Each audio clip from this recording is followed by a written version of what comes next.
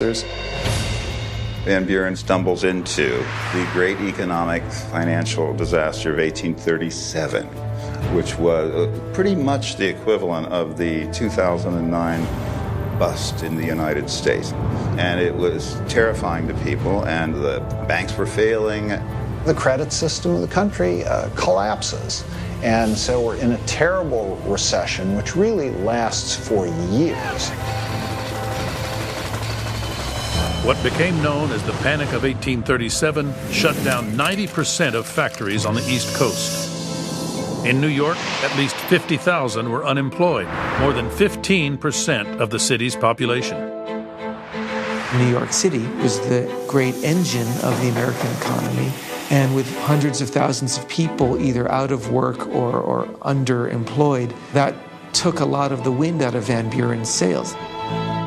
He looked like a weak, emasculated president. The collapse happened within 2 months of Van Buren taking office.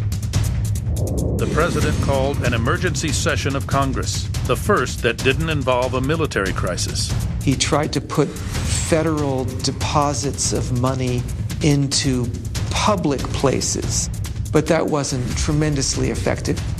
He doesn't have a Congress that will allow him to pass this legislation. So Van Buren spends most of his time trying to create a solution which never is given a chance to work, and probably wouldn't have worked anyway.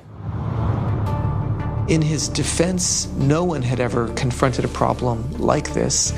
There were no tools of government intervention.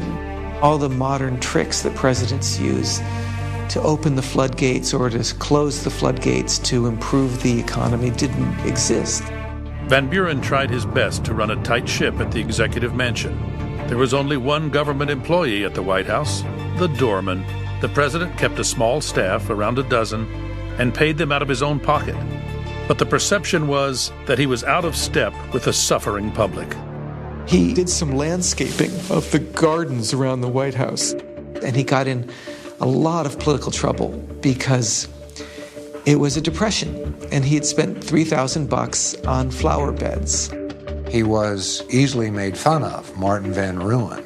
There's a famous quotation by somebody who criticized him for living in luxury in the White House and dipping his tapering white fingers in finger bowls and eating dishes with French names while the ordinary people were hungry.